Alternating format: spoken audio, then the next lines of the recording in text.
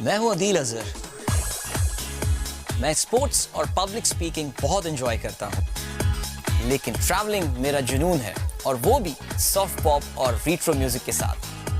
सन 2013 से मुझे समा एफएम के थ्रू लोगों से कनेक्टेड रहने और पाकिस्तान और वर्ल्ड अफेयर्स के हवाले से अपना पॉइंट ऑफ व्यू शेयर करने का मौका मिल रहा है।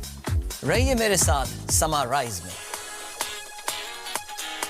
मेरा रेडियो समा एफएम। जी, अब जरा बात करते हैं, let us talk a bit about रास्त and how I have understood it, and अभी जो है ना उसके हवाले से क्या सिचुएशन हुई है। So कल yesterday we had a discussion on रास्त, और मैंने कहा था जी आज इस पे बताऊंगा, but it's very kind of my friends in the banking sector जिन्होंने काफी मुझे अपनी तरफ से इनपुट भेजा।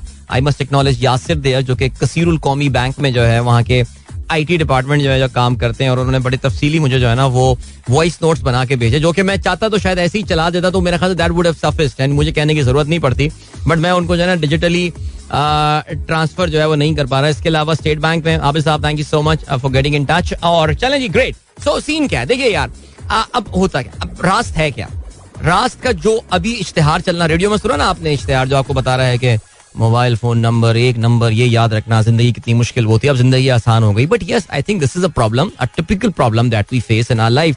यार अपना अकाउंट नंबर भेज दो, वो फिर एक नंबर सा, एक लंबा सा एक नंबर जो है ना वो आपको भेज दिया करता है, और फिर आप जब अपनी इंटरनेट बैंकिंग की वेबसाइट पे जाते हैं या कहीं जाते हैं, आप उस पूरे नंबर को जो है वो लिखना शुरू करते हैं, और बहरहाल एक हैसल इसमें होता है। But now what is going to happen? So I experienced this Rast thing yesterday after having talked to मैंने क्या किया, so I operate like 3 bank accounts, okay? और मैं टैक्स रिटर्न में डिक्लेयर करता हूँ 3 में, ज्यादा ना स्मार्ट बनने की जरूरत नहीं है। So I operate 3 bank accounts, so I had to choose one of those bank accounts right now. अभी फिलहाल इस पे मैं आता हूँ उस पॉइंट पे, बट मैं उस बैंक की अपनी एप्लीकेशन पे गया और वहां पे मुझे एक नया आइकॉन बना हुआ नजर आया, विच वॉज रास्त। मैं उस पे गया तो उसने मुझे ऑफर किया रास्त बेनिफिशियरी सेटिंग। उसने मुझे कहा जी रास्त बेनिफिशियरी सेटिंग है, यानी इसका मतलब ये है कि आप मुझे इजाजत दे दें कि आप अपने जो मोबाइल फोन नंबर है आपका, जो मेरा मोबाइल फोन नंबर है, उसको लिंक कर दें इस बैंक अकाउंट के साथ। मैंने उनको इजाजत दे दी एंड दे सेड कांग्रेचुलेशंस, आपका दिस इज योर रास्त ID now, your mobile phone number is your रास्त आईडी।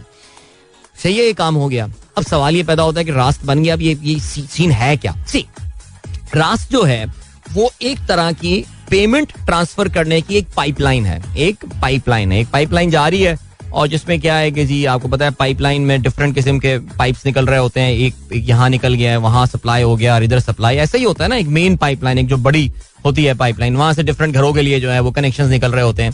तो रास्त इज जस्ट लाइक दैट। आप पीयर टू पीयर पेमेंट, यानी मेरे अकाउंट से आपके अकाउंट ट्रांसफर करने में जो मुझे करनी है, तो मैं उसके लिए रास्त की पाइपलाइन इस्तेमाल करूंगा।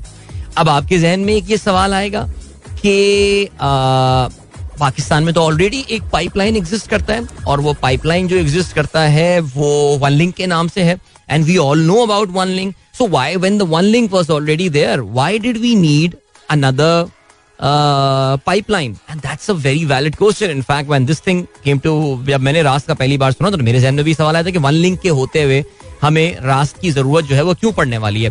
तो इसका जो मुझे समझ में आई बात वो ये कि नंबर 1, आपके लिए इसमें एक बहुत बड़ा बेनिफिट है।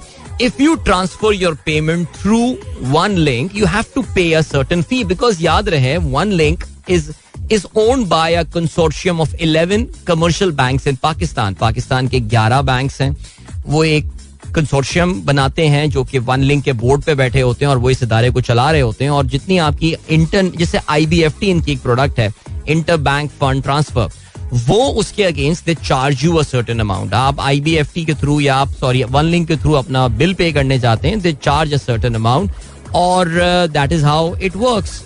But what is going to happen in, तो I mean it's a private company, ये बात याद रखिएगा। तो one link is a private company. I think इससे पहले पाकिस्तान में एक और भी कंपनी हुआ करती थी, बट वो शायद खत्म हो गई है, मेरे ख्याल से एमनेट थी शायद, कौन थी पता नहीं, बहुत सालों पहले की बात करूं, बट मुझे याद नहीं। इस वक्त पाकिस्तान में they have got a virtual monopoly in Pakistan.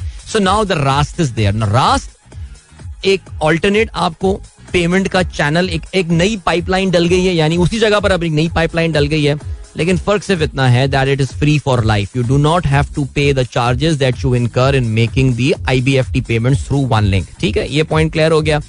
Secondly, Raast is backed by the State Bank of Pakistan. State Bank of Pakistan ने तमाम बैंकों को मैंडेट किया है कि आपको रास्त के प्लेटफॉर्म पे आना पड़ेगा. रास्त का जो एक और आपको बेनिफिट है वो ये कि आपकी सेटलमेंट ऑफ पेमेंट, ना थोड़ी सी कॉम्प्लिकेटेड ये बात हो जाएगी, लेकिन वन लिंक के लिए at times you have to wait for the day end. I think most of the time, and I think that is how it works, कि डे एंड पे जाके पेमेंट की सेटलमेंट होती है, यानी बैंक्स की बुक्स बैलेंस होती हैं डे एंड पे जाके. रास्त में रियल टाइम सेटलमेंट हो जाएगी. So the probability of payment कहीं रास्ते में रुक जाए उसके चांसेस जो हैं वो काफी कम, या रास्ते में कहीं मिल या ट्रैक ना हो रही होता है. I think 3% of transactions they and up in failure, ये मैंने सुना है पाकिस्तान में.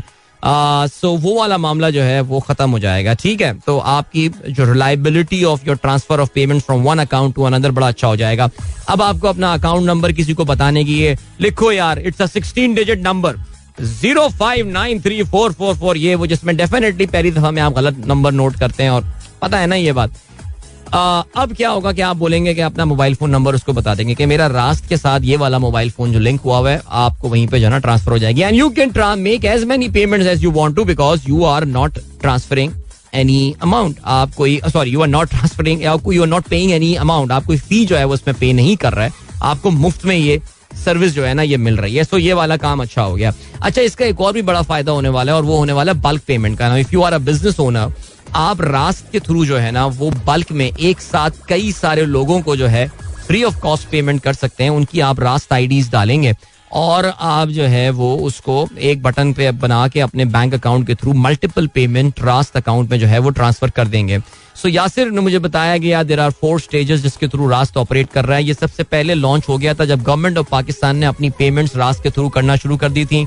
Now P2P module is open. Now they plan to bring in more modules in due course आने वाले दिनों में. बट अभी आपको याद रखना है कि ये एक नई पाइपलाइन बिछ गई है पेमेंट ट्रांसफर करने के हवाले से. ठीक है जी, पाकिस्तान के ज्यादातर बैंक्स, नॉट ऑल, इसका मैं अभी मुझे स्टेट बैंक की वेबसाइट पे एक वो मिल गया है. स्टेट बैंक की वेबसाइट पे मुझे यासिर ने राउट किया है जिसमें बैंकों की अब तक की कितने बैंक्स ऑन बोर्ड हो चुके हैं. सी, करना तो एवरी बैंक को है, उनके पास तो कोई ऑप्शन नहीं है, बिकॉज जाहिर है ऊपर जो है ना वो इनके डैडी खड़े में केन लेकर और छड़ी लेके कि चलो शाबाश सब रास्ते पे आओ, क्योंकि स्टेट बैंक मैंडेटेड. मैंने आपको बताया ना, स्टेट बैंक हमारा बड़ा सख्त रेगुलेटर है, बाय द वे मैं बता रहा हूँ. Anyway, so coming back to this point, now what is going to happen is that आपके पास एक अलग पाइपलाइन मिल गया जिससे आप फ्री में फंड्स ट्रांसफर कर सकते हैं. इसके और भी बहुत सारे यूज केसेस हैं, काफी सारे यूज केसेस हैं जो कि निकल के अभी सामने आएंगे, specially if you are a businessman and all, और आपको बल्क पेमेंट्स करनी है, आपको रिकरिंग पेमेंट्स करनी है एंड फी ट्रांसफर करनी है.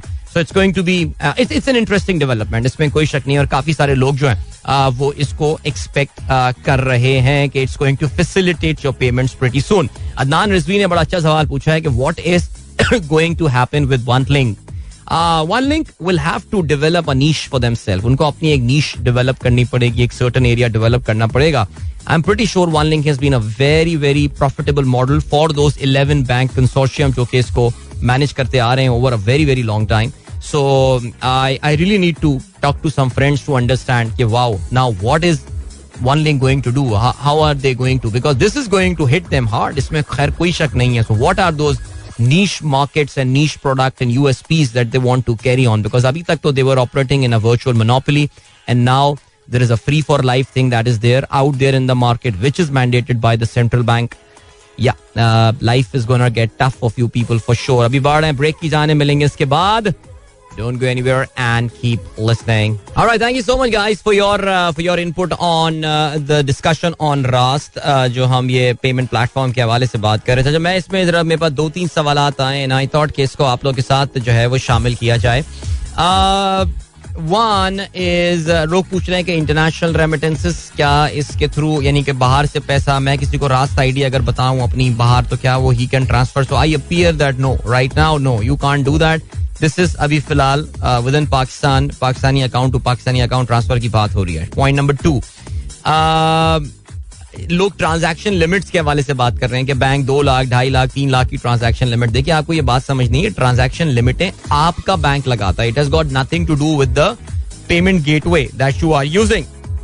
सो आपका बैंक जो है ना वो अब लेट्स से आपको दिन में 2 लाख रुपए की ट्रांजैक्शन अलाउ करता है, और आप या देखिए क्या होता है, पर ट्रांजैक्शन लिमिट होती है, पर डे लिमिट होती है और पर मंथ लिमिट होती है. ये आपके बैंक के ऊपर डिपेंड कर रहा होता है कि वो कहाँ पे ले जाके उसकी जो है ना अपनी सीलिंग को सेट करता है. I really don't think that payment gateway इस पे कोई रिस्ट्रिक्शन लगाना चाहेगा, लेकिन रिस्क मैनेजमेंट के उसूलों को समझते हुए और रिस्क मैनेजमेंट के उसूलों पे अमल करते हुए यहाँ पे जनरली इस चीज को अवॉइड किया जा सकता है. अवॉइड करने के लिए कोई फ्रॉड ना हो जाए, कोई मसला एक साथ किसी के अकाउंट से 10 लाख रुपए उड़ गए, वो क्या करेगा बेचारा. इसलिए यू मेक डिफरेंट ट्रांजैक्शन के. जैसी पहली ट्रांजैक्शन हो आपके मेरे अकाउंट से 2 लाख रुपए चले गए, रोको, फोन करो, बंद करो, ब्लॉक करो, मेरे साथ ज्यादती हो रही है. This is the idea.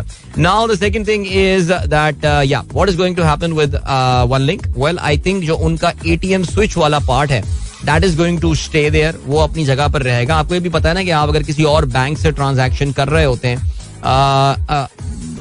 जो OneLink के थ्रू आप ट्रांजैक्शन कर रहे होते हैं, यानी मैं X बैंक पे जाके अब मेरा Y बैंक में अकाउंट है, आई withdraw my fund from X banks ATM, तो ये ट्रांजैक्शन भी OneLink के थ्रू ही प्रोसेस हो रही होती है. That is again a very big number because Pakistanis अभी तक जरा ऑनलाइन ट्रांजैक्शंस में इतने या IBFT में इतने अभी चीते हुए नहीं है. हम पाकिस्तानी अभी भी कैश में ही चलते हैं या ज्यादा से ज्यादा हम अपना डेबिट कार्ड लेके ATM पे जाके पैसे निकाल लेते हैं. ये क्या करें यार, ये है ना ये सिलसिला, वरना दुनिया अब इस लेवल पे आ गई है यार. मेरे साथ कितनी दफा ऐसा हुआ है, बल्कि मैं पाकिस्तान की एक बड़ी मोबाइल बैंकिंग इंस्टीट्यूशन के साथ मुलाकात मेरी हुई थी जो कि QR कोड्स लगाते फिर रहे हैं पूरे पाकिस्तान में. मैंने कहा यार वैसे आप लोग, आई एम सॉरी टू से, थोड़ा हल्के आप लोग की अप्रोच है. मैं कराची के एक बड़े डिपार्टमेंटल स्टोर में गया और वहां पे मैं अपना वॉलेट जब वहां पहुंचा तो मैंने कहा मेरे पास मेरा मोबाइल था और मेरे पास वॉलेट नहीं था, and there was absolutely no QR code और nothing. I mean I would not have required anything. My mobile phone, मैं अपनी मोबाइल ऐप पे जाऊंगा और QR कोड वहां पे स्कैन करूँ. उस जगह पे कोई एक QR कोड नहीं लगा हुआ था कि जिसके थ्रू मैं अपनी पेमेंट कर सकूं. तो आए घर जाके फिर दोबारा सीन करना पड़ा. सो मेरे कहने का मतलब ये है कि ये हैं यार मसले हैं पाकिस्तान में. तो आई थिंक OneLink अपना वो ATM स्विच वाली जो गेम है उनकी, वो उनकी चलती रहेगी. हाँ, Mnet वाज ATM स्विच, अब मुझे याद आ गया. या आई थिंक वो MCB चलाया करता था एक जमाने में, अगर मैं गलती पर ना हूँ. सो राव रफाकत अली कहते हैं स्टेट बैंक का क्या भला है इसमें, रास्त है ये. सर ये रास्त नहीं है, रास्त, राह रास्त आप कहते हैं ना. तो उसमें स्टेट बैंक का क्या भला है. देखिए जी, स्टेट बैंक जहां पे एग्जिस्ट करता है, किसी भी सेंट्रल बैंक का जो मरकजी फंक्शन होता है वो कीमतों का यानी इन्फ्लेशन यानी प्राइस स्टेबिलिटी होता है. लेकिन स्टेट बैंक इसके अलावा एज अ रेगुलेटर बहुत सारी चीजों को फैसिलिटेट कर रहा होता है. वो फाइनेंशियल इंक्लूजन चाह रहा होता है. वो ये चाहता है कि you come out of the banking, जो कैश के थ्रू आप डील कर रहे होते हैं, आप डिजिटल ट्रांजैक्शन करना शुरू करें because they are safe, they are more efficient और उनको आप ठीक से मैनेज कर सकते हैं. सो ये है सिलसिला. चले जी. अच्छा जी, मुझे पता चला है जी, रास्त हैज अ लिमिट ऑफ 200,000 पर transaction. You can make unlimited transaction. Thank you so much Abid साहब, बहुत शुक्रिया जी. सो रास्त हैज लिमिट ऑफ 200,000 पर ट्रांजैक्शन. ठीक हो गया, ग्रेट. पर ट्रांजैक्शन है, but you can make as many. Now you can make as many transaction, but आपका बैंक डिटर्मिन करेगा. मेरा ये ख्याल है कहीं ना कहीं तो बैंक अपने रिस्क मैनेजमेंट को अप्लाई करेगा कि यार इससे ज्यादा ट्रांजैक्शन आप एक दिन में नहीं कर सकते. सो या I think that's the thing. अच्छा, एक और पॉइंट. चले जी, आई थिंक रास्त के डिस्कशन को फिलहाल हम यहाँ फुल स्टॉप लगाते हैं बिकॉज अब बस वक्त आ गया. मैं आप लोगों से याद लूं